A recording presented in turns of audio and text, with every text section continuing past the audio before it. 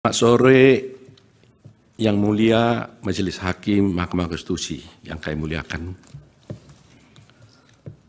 Yang kami hormati para pemohon 1, pemohon 2, dan juga adalah termohon dari KPU dan juga pihak terkait dari Bawaslu. Dan yang kami hormati juga teman-teman sejawat kami, para advokat yang ada di ruangan ini. Yang mulia, izinkan saya sekaligus untuk mempersingkat, saya menyampaikan terlebih dahulu semacam pengantar saya sebelum saya membacakan jawaban atau tanggapan kami yang ada di sini sebagai berikut.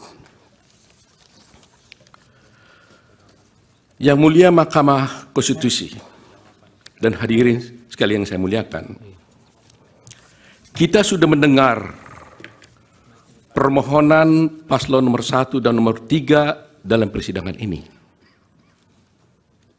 Apa yang disampaikan dalam permohonan tersebut, kita tahu penuh narasi-narasi dan asumsi-asumsi yang sedemikian rupa, yang terkesan untuk menggiring opini, seakan-akan kekalahan dari para pemohon adalah karena adanya kecurangan pemilu. Narasi-narasi yang dikembangkan dan yang dibangun, seakan-akan rakyat memilih Prabowo Gibran adalah karena kecurangan dan karena adanya bansos.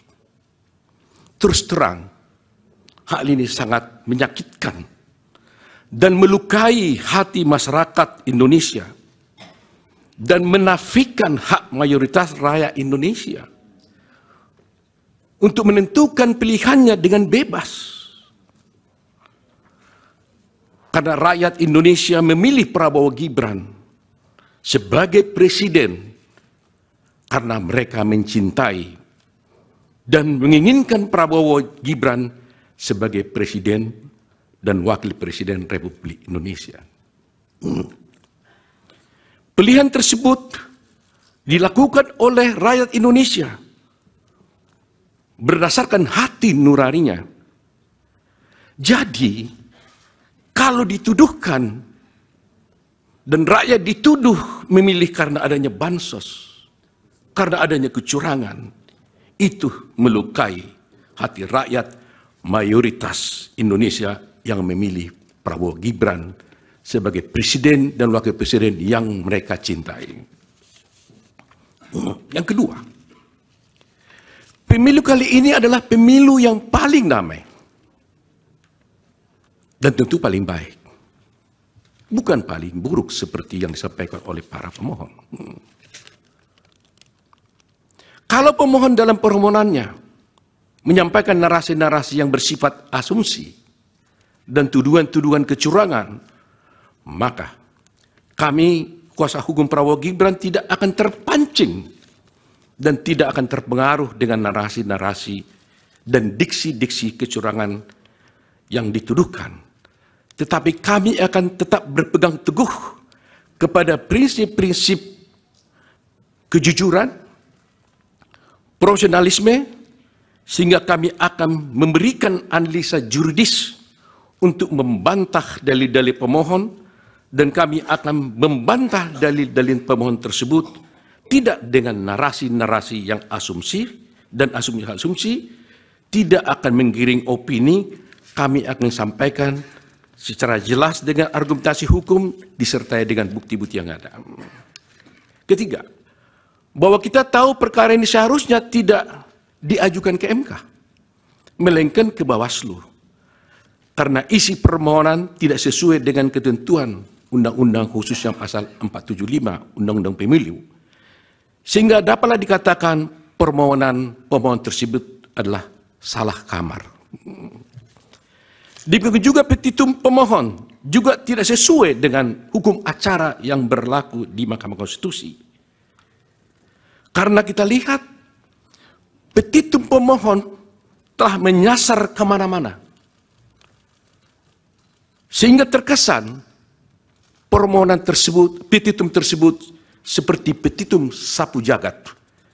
Karena pihak-pihak yang tidak pihak pun di perkara ini telah dimintakan untuk diperintahkan oleh Mahkamah Konstitusi untuk dihukum atau diperintahkan untuk melakukan.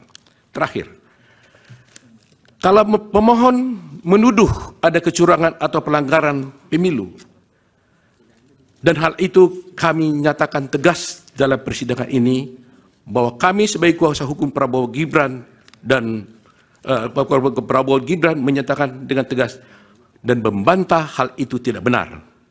Tetapi justru para pemohonlah, pihak pemohonlah yang melakukan kecurangan tersebut, dan kami akan buktikan di dalam persidangan ini nantinya.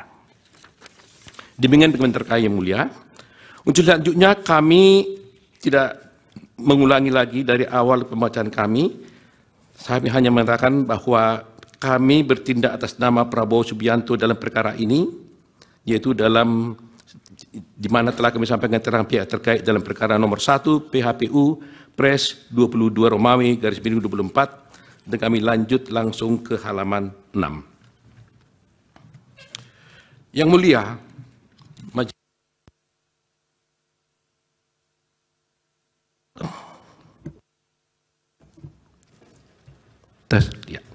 Yang mulia, pasal 6 ayat 3 Undang-Undang Dasar Republik Indonesia tahun 45 menyebutkan, yaitu di ayat 3, pasangan calon presiden dan wakil presiden yang mendapatkan suara lebih dari 50% dari jumlah suara dalam pemilihan umum dengan sedikitnya 20% suara di setiap provinsi yang tersebar di lebih dari setengah jumlah provinsi Indonesia dilantik menjadi presiden dan wakil presiden. Berdasarkan norma konstitusi dimaksud, maka pihak terkait telah memenuhi persyaratan yang diamanatkan oleh konstitusi sehingga wajib dilantik menjadi presiden dan wakil presiden Republik Indonesia periode 2024-2029. Tingginya perolehan jumlah suara yang sah diperoleh pihak terkait sudah barang tentu menunjukkan adanya kepercayaan dan keinginan begitu tinggi dari mayoritas rakyat Indonesia di hampir seluruh wilayah negara Republik Indonesia, termasuk daerah pemilihan luar negeri, guna memberikan amanat kepada pihak terkait untuk menjadi presiden dan wakil presiden Republik Indonesia 2024-2029. Rakyatlah yang dalam hal ini berdaulat menjadi penentu dari konsentrasi 3 pasangan calon presiden dan wakil presiden Indonesia, yang mana kami yakini ketiga pasangan calon adalah putra-putra terbaik yang dimiliki oleh bangsa Indonesia saat ini. Berkenaan dengan pasal 6A ayat 3 Undang-Undang Dasar Negara Republik Indonesia tahun 45, dan katanya dengan hasil pemilihan umum presiden dan wakil presiden tahun 2024 tersebut di atas, maka pihak terkait mengingatkan agar semua pihak secara bijak, penuh kehati-hatian, dan dengan penuh rasa tanggung jawab secara bersama-sama senantiasa menjaga agar norma pasal 6A ayat 3 Undang-Undang Dasar ini dimaksud tidak terlanggar. Jangan sampai setelah pemilihan umum diperoleh atas adanya ketidakpuasan dan kepentingan pihak-pihak tertentu terhadap hasil pemilihan umum presiden dan wakil presiden dimaksud, kemudian terus-menerus dilakukan upaya-upaya delegitimasi dan penegasan terhadap hasil pemilu itu dengan alasan-alasan yang tidak konstitusional dan tidak bersesuaian dengan peraturan undang-undang yang berlaku. Dalam konteks ini, bila mana kita mencermati permohonan dari pemohon akuo, maka tampak adanya upaya-upaya yang tidak berlandaskan hukum dari pemohon untuk menegasikan jumlah suara sebanyak 96.214.691 dari rakyat Indonesia kepada pihak terkait. Hal ini atas alasan dalam permohonannya, pemohon berupaya agar Mahkamah Konstitusi kendati pun tidak menjadi kewenangannya untuk melakukan diskualifikasi kepada pihak terkait, bahkan tanpa pemohon menguraikan mengenai berapa sesungguhnya jumlah suara yang benar menurut pemohon, sehingga mempengaruhi keterpilihan pihak terkait untuk kemudian dilantik sebagai presiden sebagaimana ditentukan dalam pasal 6 ayat 3 Undang-Undang Dasar tersebut.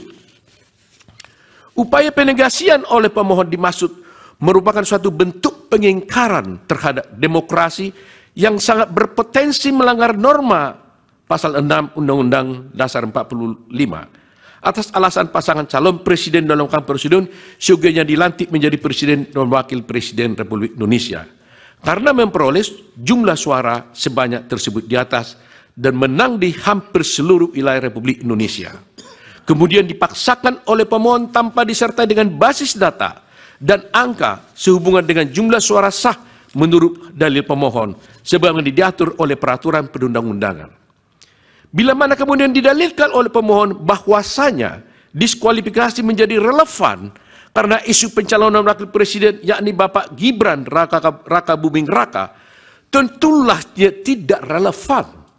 Atas alasan pencalonan Bapak Gibran Raka Buming Raka itu sendiri adalah didasarkan pada putusan Mahkamah Konstitusi nomor 90 garis miring PUU garis garing 21 garis 23 sehingga pemohon bukan lagi berhadapan dengan KPU atau termohon dan pihak terkait tetapi dengan Mahkamah Konstitusi itu sendiri. Lebih-lebih pada kenyataannya pemohon dan pasangan calon presiden dan wakil presiden juga ikut dalam kontestasi pemilihan presiden dan wakil presiden bersama-sama dengan Bapak Gibran selaku calon wakil presiden nomor 3. Namun setelah ditetapkan kalah oleh KPU dengan satu putaran, malah pemohon meminta kepada Mahkamah Konstitusi untuk mendiskualifikasi pihak terkait, ya atau tidak-tidaknya Bapak Gibran Raka Buming Raka. Ini suatu sikap inkonsistensi yang nyata dan sebenarnya dari pemohon. Sebagaimana kita memahami, perkara yang sedang diperiksa dan diadili oleh Mahkamah Konstitusi sekarang ini adalah perkara perselisihan pemilihan umum yang menjadi kewenangannya sebagaimana diatur oleh pasal 24C Undang-Undang Dasar Republik Indonesia tahun 45 yang kemudian dirinci oleh pasal 10 ayat 1 huruf D Undang-Undang nomor 24 tahun 23 tentang Mahkamah Konstitusi sebagaimana telah diubah beberapa kali dan terakhir dengan Undang-Undang nomor 7 tahun 2002 yaitu kami sebutkan Undang-Undang Mahkamah Konstitusi.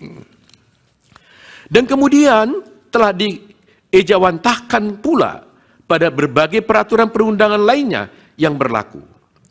Bila mana kemudian kewenangan Mahkamah Konstitusi tersebut dikaitkan dengan konteks rejim pemilihan umum di Republik Indonesia, politik hukum dari pembentuk undang-undang, presiden dan DPR, sebagaimana dicontohkan dengan Undang-Undang nomor 7 tahun 2017 tentang pemilihan umum, telah mengatur secara tegas dan jelas akan berbagai cara, penyelesaian, serta forum yang dipilih dan wajib ditempuh dalam hal terjadinya perselisihan sehubungan dengan pemilihan umum, baik dalam tahapan persiapan, penyelenggaraan, dan setelah dilakukannya pemilihan umum. Perlu kami ingatkan kembali bahwasanya untuk Undang-Undang Pemilu telah mengatur dengan tegas dan rinci berkenaan dengan eksistensi dan kewenangan badan-badan lembaga dan lembaga untuk menyelesaikan perselisihan yang berkaitan dengan pemilihan umum. Lembaga-lembaga itu ada yang merupakan kekuasaan kehakiman yang dijalankan oleh badan peradilan seperti peradilan umum untuk mengadili perkara pidana dalam penyelenggaraan pemilu yang sebelumnya telah diproses oleh Sentra Penegakan Hukum Terpadu atau Gakumdu yang terdiri dari unsur Bawaslu, Kepolisian Negara Republik Indonesia, Kejaksaan, kemudian tata usaha negara-negara untuk menyelesaikan adanya persoalan dan perselisihan yang berada dalam ruang lingkup administrasi dan proses-proses penyelenggaraan pemilu yang sebelumnya telah diproses melalui Bawaslu dan kepada Mahkamah Konstitusi untuk menyelesaikan perselisihan hasil pemilu. Selain daripada itu, Undang-Undang Pemilu juga telah secara tegas dan jelas memuat pengaturan mengenai lembaga-lembaga yang bersifat kuasi peradilan seperti Bawaslu dan kemudian dengan Dewan Kehormatan DKPP guna menangani pelanggaran kode etik oleh penyelenggara pemilu.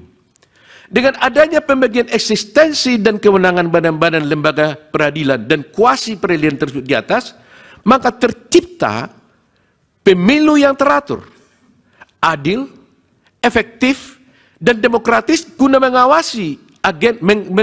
agenda ketatanegaraan dalam rangka pengisian jabatan-jabatan pada kekuasaan eksekutif dan legislatif yang tidak lama lagi akan berakhir masa jabatan dan tugasnya masing-masing.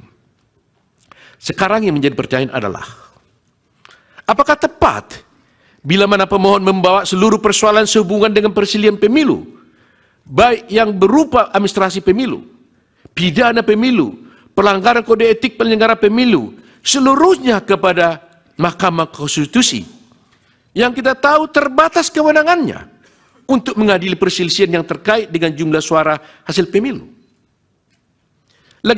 Lebih-lagi, jangka waktu yang ditentukan oleh undang-undang untuk memutus suatu perkara perselisihan pemilu adalah hanya 16 hari. Asal dasar itu, hemat kami, permohonan akuo justru merupakan kemunduran dan suatu bentuk ketidakbijakan oleh pemohon yang berpotensi melanggar norma konstitusi dan peraturan perundangan yang berlaku, sekaligus mengabaikan adanya pengaturan penyelesaian perselisihan pemilu sebagai ditentukan oleh Undang-Undang Pemilu.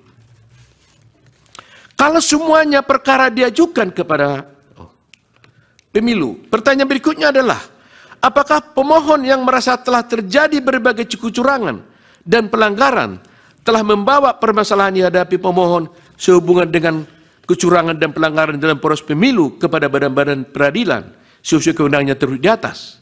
Bila mana sudah, barang tentu badan-badan atau lembaga-lembaga itu telah atau sedang berproses, atau bahkan telah memutuskan sesuatu kepada pihak yang terlibat dalam sengketa dimaksud, termasuk juga kepada pemohon.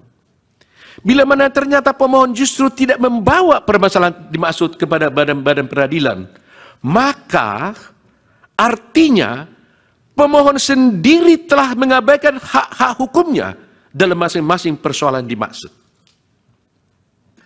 Atas hal tersebut adalah tidak tepat bila mana kemudian pemohon membawa seluruh persoalan yang berkaitan dengan kecurangan, pelanggaran dalam proses pemilu yang menjadi kewenangan dari badan-badan lain kepada Mahkamah Konstitusi ini, yang kewenangannya terbatas pada hasil pemilu, yang memengaruhi keterpilihan presiden dan wakil presiden guna diperiksa dan diadili Mahkamah Konstitusi hanya dalam waktu 14 hari. Padahal jauh sebelum hari ini, peraturan perundang-undangan telah memberikan kesempatan kepada pemohon untuk memprosesnya melalui badan-badan, lembaga-lembaga dimaksud di atas. Terkhusus bagi Mahkamah Konstitusi, undang-undang menentukan jangka waktu 14 hari kerja karena memang yang diadili itu terbatas pada jumlah suara hasil pemilihan umum yang ditetapkan oleh termohon, yaitu KPU, dan jumlah suara yang dianggap benar oleh pemohon. Adanya keketatan sehubungan jangka waktu ini tidak lain dan tidak bukan untuk memastikan agar agenda ketatanegaraan berupa pengisian jabatan-jabatan di Republik ini berjalan dengan lancar dan tepat waktu. Bila mana rangkaian pemilu ini tidak berkesudahan, misalnya dengan permintaan diskualifikasi, pemilihan ulang, sangat berpotensi menimbulkan persoalan-persoalan lain yang mengarah kepada krisis ketatanegaraan di Republik Indonesia yang kita cintai ini. Kemudian daripada itu, apabila kemudian pemohon mendalilkan bahwa mekanisme hukum yang berlaku dalam hal penyelesaian tiap tahapan tersebut memakan waktu berbelit atau bahkan bisa melampaui tahapan-tahapan selanjutnya dalam pemilu itu sendiri, seyogianya dan sepatutnya hal ini dipermasalahkan dan dipersoalkan pemohon dalam forum yang terpisah. Misalnya mengajukan judicial review baik kepada tingkat Mahkamah Agung atau ke MK. Bukan dalam tahap perselisihan hasil pemilihan umum presiden dan wakil presiden yang dalam konteks ini diajukan dan digabungkan secara keseluruhan oleh pemohon sendiri. Hukum memberikan keleluasaan dan koridor yang sangat luas kepada seluruh rakyat Indonesia, tidak terkecuali ke pemohon, untuk mempersoalkan bila mana dianggap ada ketentuan Undang-Undang Nomor 7 Tahun 2017 dalam hal penyelesaian persoalan mengenai pemilu yang dianggap merugikan hak konstitusionalnya atau diperkirakan akan merugikan hak pemohon di kemudian hari. Bahkan Undang-Undang Nomor 7 Tahun 2017 tentang pemilu ini telah berlaku dan diundangkan sejak tahun 2017. Lebih-lebih ketentuan ini telah digunakan, sekali lagi telah digunakan sebagai basis hukum penyelenggaraan pemilu tahun 2019. Artinya, pemohon telah cukup memahami kondisi dan aturan serta kaidah yang termaktub dalam undang-undang tersebut. Bukan kemudian setelah selesainya tahapan rekapitulasi suara dikalahkan, justru mempersoalkan aturan-aturan tersebut seakan-akan waktu tidak pernah berpihak kepada pemohon. Sebagaimana kita maklum, jabatan Presiden dan Wakil Presiden Bapak Insinyur Haji Joko Widodo dan Bapak Profesor Dr. Kiai Haji Ma'ruf Amin berdasarkan konstitusi terbatas untuk jangka waktu 5 tahun dan akan berakhir tanggal 20 Oktober 2024. Pada waktu yang sama perlu dihindari adanya kekosongan barang sedetik pun. Maka Presiden dan Wakil Presiden terpilih berdasarkan pemilu tahun 2004 harus dilantik sebagai Presiden dan Wakil Presiden Indonesia. Namun demikian, bila mana perselisihan hasil pemilu kemudian tidak berkunjung berakhir, sebagaimana yang dipaksakan oleh pemohon, maka bukan tidak mungkin agenda ketatanegaraan yang terpenting yang bagi bangsa dan negara Republik Indonesia ini akan terlewatkan atau tidak dapat terlaksana. Itulah yang menjadi esensi dari politik hukum dalam mengatur mengenai mekanisme dan jangka waktu penyelesaian perselisihan pemilu oleh masing-masing badan-badan lembaga tersebut di atas. Semata-mata untuk memastikan agenda ketatanegaraan Republik Indonesia dapat berjalan secara tertib dan tepat waktu. Bila mana tahapan pemilu akuo diulang sebagaimana dikehendaki oleh pemohon, maka pemilu ulang yang demikian itu tidak pula ada landasan hukumnya, baik dalam Undang-Undang Dasar 45 maupun dalam Undang-Undang Pemilu. Hal-hal semacam ini sangat penting menjadi bahan perhatian kita bersama dalam membangun bangsa dan negara. Pihak terkait meyakini bahwasanya Yang Mulia Hakim Konstitusi sangat memahami hal-hal yang pihak terkait sampaikan tersebut. Kami pun meyakini bahwasanya Yang Mulia Konstitusi memiliki concern atau perhatian yang sama dengan kami.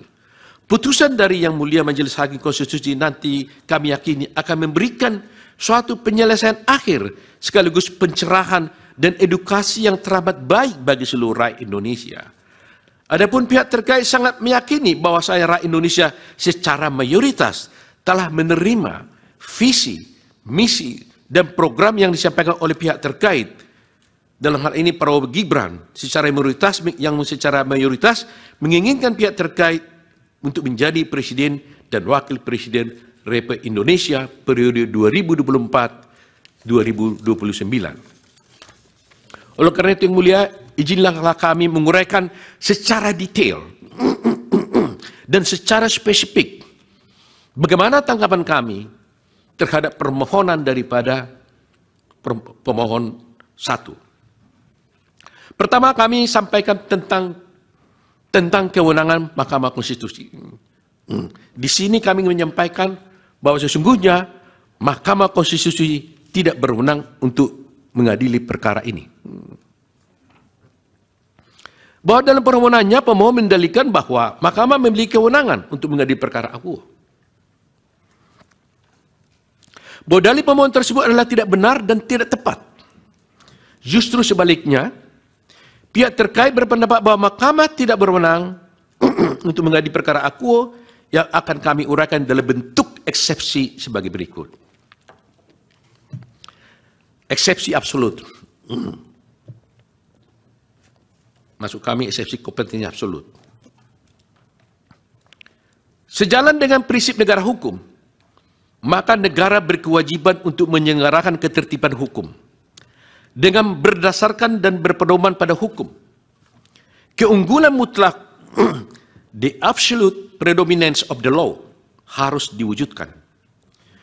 Keunggulan mutlak hukum didasarkan pada kedaulatan hukum. Kedaulatan hukum merupakan dasar fundamental konsep negara hukum. Dengan kata lain, konsep negara hukum berakar dari paham kedaulatan hukum yang pada hakikatnya berprinsip bahwa kekuasaan tertinggi di dalam suatu negara adalah berdasarkan atas hukum. Dikaitkan dengan permohonan pemohon, yakni pasangan calon presiden dan wakil presiden. Ini kasus Anies Rashid Baswedan dan Muhaimin Iskandar. Maka kedaulatan hukum menunjuk pada aturan perundang-undangan, yakni Undang-Undang Nomor 7 Tahun 2017 tentang penetapan yang terakhir diubah dengan Undang-Undang Nomor 7 dan tidak saya bacakan lagi. Ditinjau dari aksiologi hukum konstitusi, sebagaimana dimasukkan dalam pasal 28D ayat 1 Undang-Undang Dasar 45 yang menyebutkan kepastian hukum yang adil, maka kepastian hukum dan keadilan merupakan satu kesatuan. Kepastian hukum yang menunjuk pada aspek prosedural harus dipatuhi dan ditaati. Kami ingin mengulangi frasa ini. Kepastian hukum yang menunjuk pada aspek prosedural harus dipatuhi dan ditaati. Menurut Idewa Gede Atmaja, Undang-Undang Dasar 45, mengikuti aksiologi hukum aliran hukum alam atau kodrat, dengan mengacu kepada nilai-nilai keadilan yang bersifat mendasar atau fundamental, dan aliran positivisme hukum dengan mengacu kepada nilai kepastian hukum yang menunjuk pada hukum formal, yaitu peraturan perundang-undangan. Dengan demikian, peraturan perundang-undangan baik secara formal maupun material harus mengandung kepastian dan keadilan. Pada keadilan prosedural diekspresikan dalam penerapan prosedur penyelesaian sengketa atau pengambilan suatu keputusan. Tolak ukurnya adalah ketaatan pada hukum acara. Saya ulangi lagi, ketaatan pada hukum acara. Pada keadilan hukum diekspresikan keadilan menurut undang-undang dan keadilan ini berkenaan dengan penjatuhan terhadap peraturan perundangan yang dilanggar. Tolak ukur keadilan hukum adalah azas legalitas. Demikian juga pendapat dari Idewa Gede Atmaja dalam bukunya Filsafat Hukum, Dimensi Tematis dan Historis, Malang Setara Press, pada halaman sekian, tidak saya bacakan. Dalam perkara akuo, maka penerapan prosedur penyelesaiannya harus mengacu kepada ketaatan terhadap hukum acara. Salah satunya adalah perihal kompetensi sebagaimana diatur dalam Undang-Undang Pemilu. Disebutkan dalam Undang Pemilu, tepatnya dalam buku keempat yang mengatur tentang pelanggaran pemilu, sengketa proses pemilu, dan perselisihan hasil pemilu bab 1 pelanggaran pemilu, pada bagian ke-1 tentang penanganan temuan dalam pelanggaran pemilu, pada bagian kedua menyangkut tentang pelanggaran kode etik penyelenggaraan pemilu, pada bagian ketiga menyangkut tentang pelanggaran administrasi pemilu. Pasal 460 ayat 1 pemilu menyebutkan, pelanggaran administratif pemilu meliputi pelanggaran terhadap tata cara, prosedur, atau mekanisme yang berkaitan dengan administrasi pelaksanaan pemilu dalam setiap tahapan penyelenggaraan pemilu. Kemudian dalam ayat 2 disebutkan pelanggaran administratif sebagai dimaksud ayat 1 tidak termasuk tindak pidana pemilu pelanggaran kode etik. Berdasarkan ketentuan pasal 40 ayat 1 tersebut, maka diketahui bahwa pelanggaran administratif pemilu meliputi pelanggaran terhadap tata cara, prosedur, atau mekanisme yang berkaitan dengan administrasi pelaksanaan pemilu dalam setiap tahapan pemilu. Ketentuan ini membedakan sifat-sifat pelanggaran, yaitu pelanggaran mengenai tata cara, mengenai prosedur, serta mengenai mekanisme, dan yang menjadi objek pelanggaran yaitu administrasi pelaksanaan pemilu. Pelanggaran administratif pemilu terdiri dari 3 jenis pelanggaran, yaitu pelanggaran terhadap tata cara administrasi pelaksanaan pemilu, pelanggaran terhadap proses administrasi pelaksanaan pemilu, dan pelanggaran terhadap mekanisme administrasi pelaksanaan pemilu. Telah ditentukan bahwa tentang penyelesaian pelanggaran administratif pemilu, sekali lagi, telah ditentukan bahwa tentang penyelesaian pelanggaran administratif pemilu adalah menjadi kewenangan Bawaslu secara tegas dan jelas dapat dilihat dalam ketentuan pasal 461 Undang-Undang ayat 1 Undang-Undang Pemilu yang menyebutkan Bawaslu provinsi, Bawaslu kabupaten dan kota menerima, memeriksa, mengkaji dan memutus pelanggaran administratif pemilu. Menyangka putusan Bawaslu tentang penyelesaian pelanggaran administratif pemilu telah pula ditentukan secara limitatif sebagaimana ditentukan pasal 61 ayat 6 Undang-Undang Pemilu yang menyebutkan bahwa putusan Bawaslu Provinsi, Bawaslu Kabupaten Kota untuk penyelesaian pelanggaran administratif pemilu berupa perbaikan administrasi tata cara dan selanjutnya teguran tertulis, tidak diikutkan dalam tahapan tertentu dalam pelanggaran pemilu, sanksi administratif lainnya sesuai dengan ketentuan dalam undang-undang ini. Dalam kaitannya dengan pelanggaran administratif pemilu yang terjadi secara terstruktur, sistematis dan masif, sekali lagi, dalam kaitannya dengan pelanggaran administratif pemilu yang terjadi secara terstruktur, sistematis dan masif, telah diatur secara rinci pada pasal 463, pasal 463 Undang Pemilu sebagai berikut. Dianggap dibacakan itu. Tunggu dibacakan.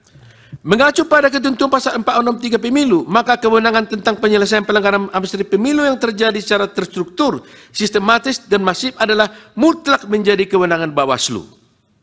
Di sini terlihat adanya kompetensi absolut penyelesaian perkara administratif pemilu yang terjadi secara struktur, sistematis dan masif hanya oleh Bawaslu.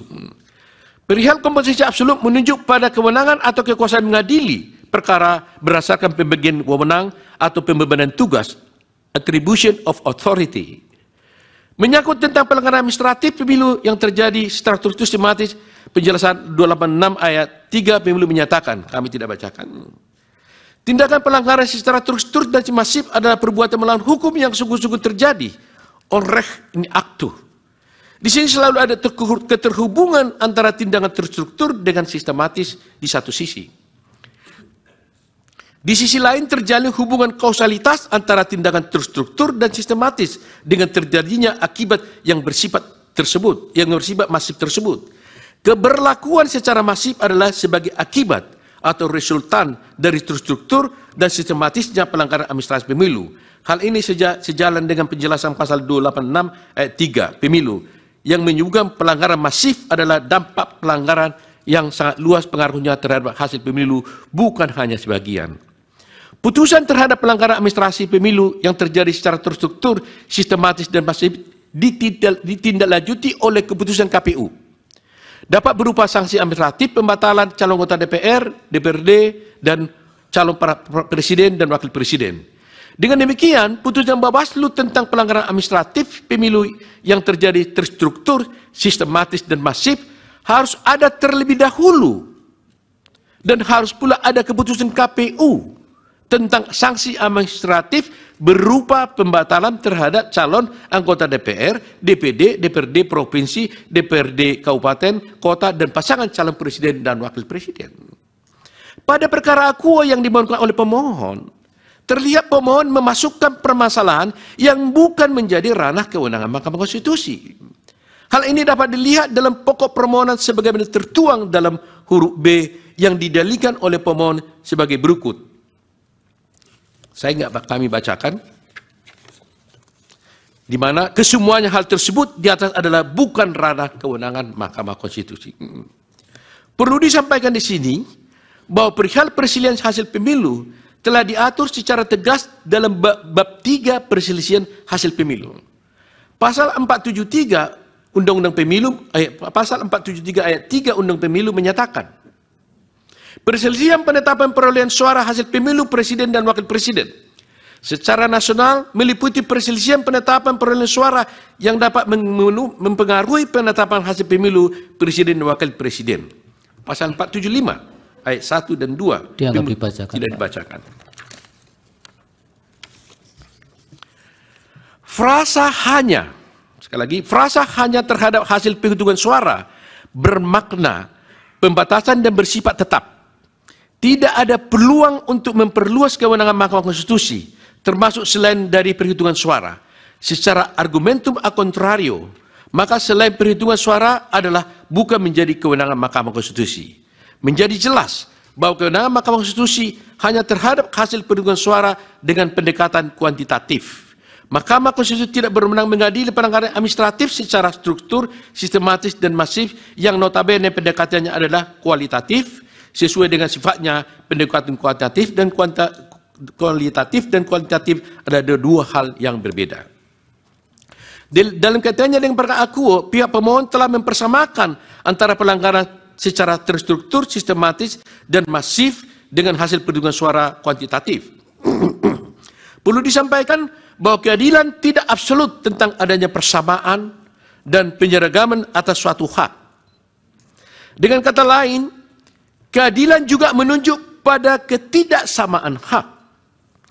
Terwujudnya suatu keadilan apabila beberapa orang diperlakukan sama dan beberapa orang tidak diperlakukan sama.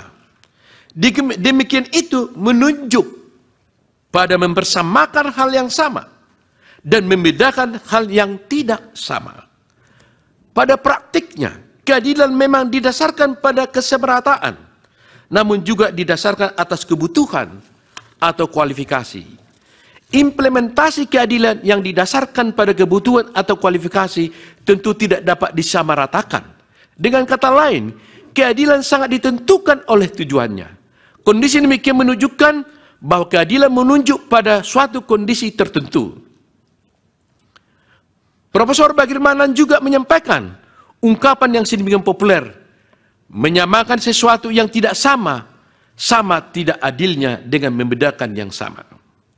Melakukan pembedaan dalam suatu keadaan atau peristiwa tertentu justru merupakan cara mewujudkan keadilan atau mewujudkan suatu manfaat. Mengenai hak persamaan di hadapan hukum, selain kemungkinan pembatasan, juga harus dimungkinkan pengaturan dan penerapan yang berbeda. Demikian pendapat Bagirmanan.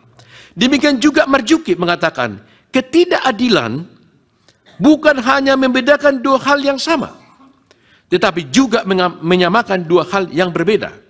Hal ini terdapat dalam putusan Mahkamah Konstitusi nomor 1 PUU garing 10/2012 halaman 84. Pak Utuh, berkaitan dengan yang eksepsi, kemudian tingkat waktu pengajian dan kedudukan umum, apa bisa dilewatkan dan dibacakan? Bisa langsung ke pokok permohonan? Atau masih tetap mau dibacakan?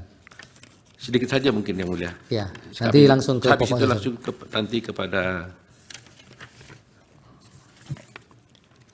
langsung ke 36 bisa dalam pokok permohonan. Dalam pokok perkara tentang kedudukan hukum, tentang penetapan perolehan hasil suara. Ada lagi satu eksepsi formilnya mungkin. Silakan. Ya.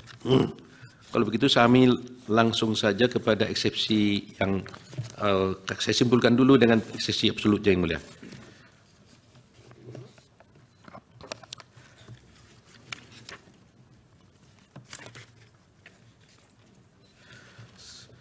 Menurut Aristoteles dan Aquinas, perihal pemberian proporsi yang seimbang adalah bentuk keadilan distributif. Keadilan distributif memberikan proporsi yang sama sesuai dengan kedudukannya dalam pandangan hukum publik secara umum. Perimbangan menurut teori keadilan Aristoteles menunjukkan pada suatu kondisi di mana kesamaan hak itu haruslah sama di antara orang-orang yang sama. Permohonan yang disampaikan pemohon adalah jelas mempersamakan dua hal yang berbeda. Pelanggaran secara struktur, sistematis, dan masif adalah menjadi kewenangan Bawaslu. Adapun menyangkut dengan perselisihan hasil penghitungan suara menjadi kewenangan Mahkamah Konstitusi. Dapat dikatakan bahwa penyamaan tersebut adalah ketidakbenaran dan sekaligus ketidakadilan. Penyamaan tersebut juga termasuk tidak menempatkan sesuatu sesuai dengan tempatnya. Berdasarkan hal uraian tersebut, oleh karena yang dipersoalkan pemohon dalam permohonannya adalah mengenai hal-hal di luar dari perhitungan suara, maka permohonan pemohon bukan menjadi kewenangan dari Mahkamah Konstitusi. Mengenai kedudukan pemohon juga kami lewatkan, karena intinya kami hanya menyatakan itu bahwa pemohon tidak punya kedudukan hukum dalam mengajukan gugatan ini. Tentang tengah waktu pengajuan pemohon juga, karena memang permohonan ini diajukan kepada salah kamar, maka kami di dalam tengah waktu juga mengatakan berarti bahwa tengah waktu di atas undang-undang tidak termaktub dan tidak terpenuhi dalam permohonan ini. Kemudian permohonan kami langsungkan kepada permohonan tentang eksepsi cacat formil.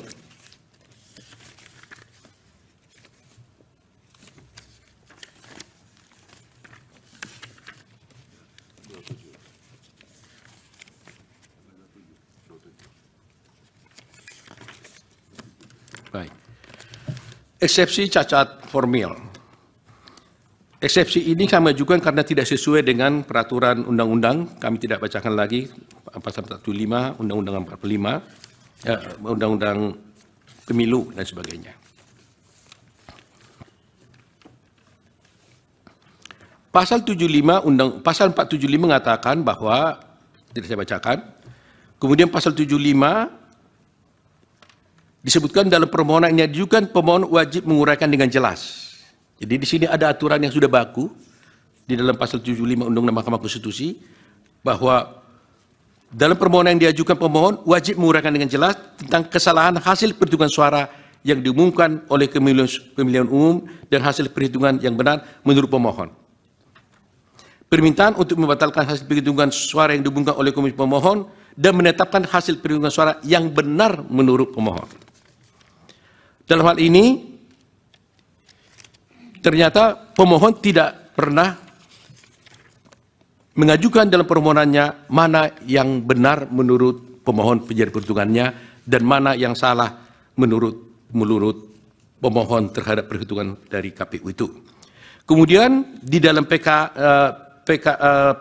Mahkamah Konstitusi secara tegas limitatif juga diatur bahwa di dalam PMK tersebut, di dalam pasal 7, pasal 8, butir 6B, poin 4, disebutkan pokok permohonan, saya ulang ini, pokok permohonan memuat penjelasan mengenai kesalahan hasil perhitungan suara yang ditetapkan oleh termohon dan hasil perhitungan suara yang benar menurut pemohon. Ini sudah tegas diatur.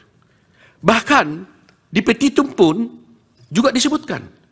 Petitum itu harus memuat permintaan untuk membatalkan penetapan perolehan suara hasil pemilu oleh termohon dan menetapkan hasil perolehan suara yang benar menurut pemohon.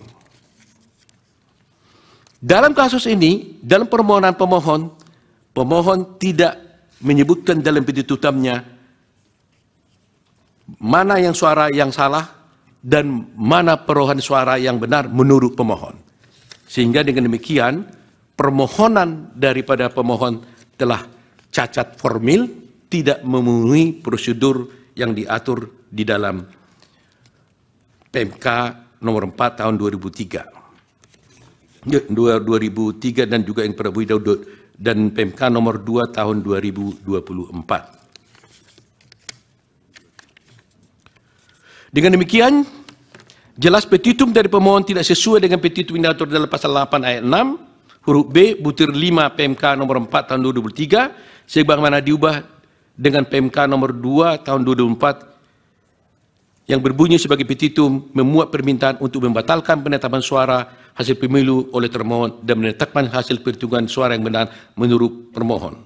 Berdasarkan uraian di atas, jelaslah permohonan yang diajukan oleh pemohon adalah cacat formil karena tidak memenuhi persyaratan yang diatur dalam ketentuan-ketentuan yang telah diuraikan di atas. Oleh karenanya, permohonan pemohon seugianya harus dinyatakan tidak dapat diterima atau need on faculty. Selanjutnya dilanjutkan oleh teman kami. Silakan. Download Tribun X sekarang. Menghadirkan lokal menjadi Indonesia.